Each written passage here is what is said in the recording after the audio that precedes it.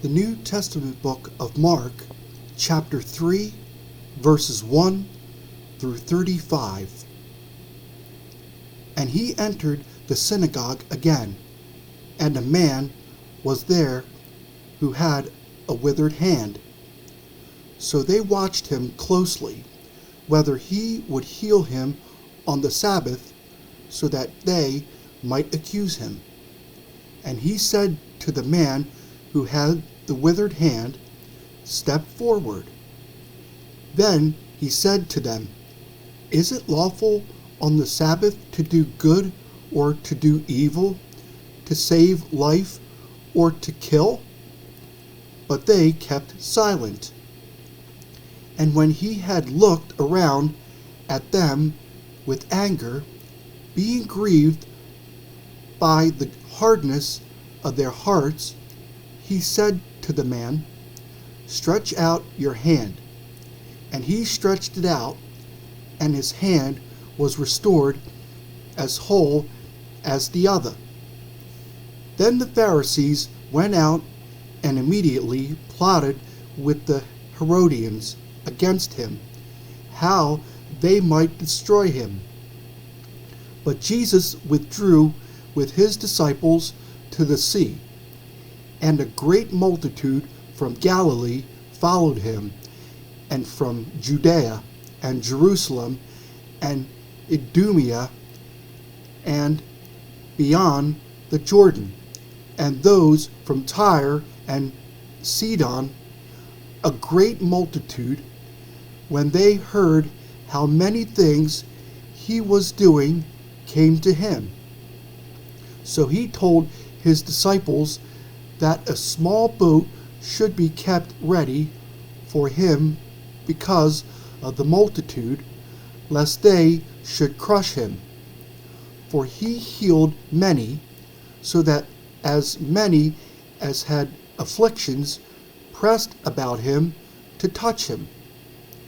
And the unclean spirits, whenever they saw him, fell down before him and cried out, saying, "You are the Son of God."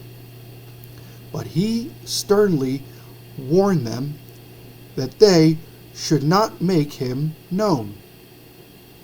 And he went up on the mountain and called to him those he himself wanted, and they came to him. Then he appointed 12, that they might be with him, and that he might send them out to preach, and to have power to heal sicknesses, and to cast out demons.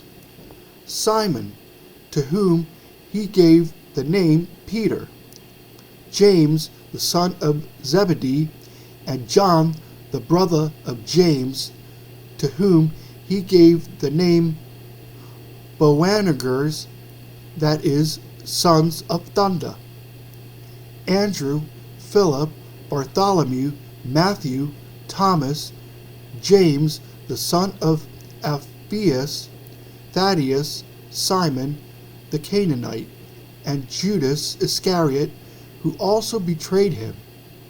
And they went into a house. Then the multitude came together again, so that they could not so much as eat bread. But when his own people heard about this, they went out to lay hold of him, for they said, "He is out of his mind."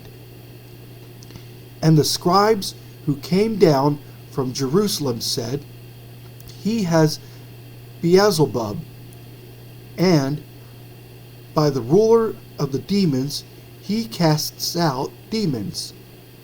So he called them to himself and said to them in parables, "How can Satan cast out Satan? If a kingdom is divided against himself, that kingdom cannot stand. And if a house is divided against itself, that house cannot stand.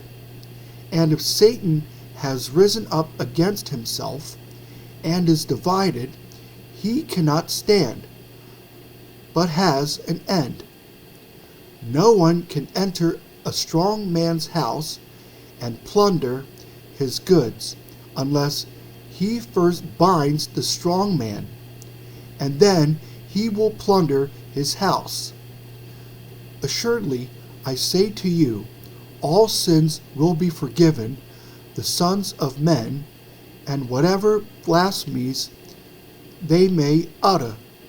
But he who blasphemes against the Holy Spirit never has forgiveness, but is subject to eternal condemnation, because they said, he has an unclean spirit. Then his brothers and his mother came, and standing outside, they sent to him, calling him. And the multitude was sitting around him. And they said to him, Look, your mother and your brothers are outside seeking you. But he answered them, saying, Who is my mother or my brothers? And he looked around in a circle at those who sat about him, and said, Here are my mother and my brothers. For whoever does the will of God is my brother and my sister and mother.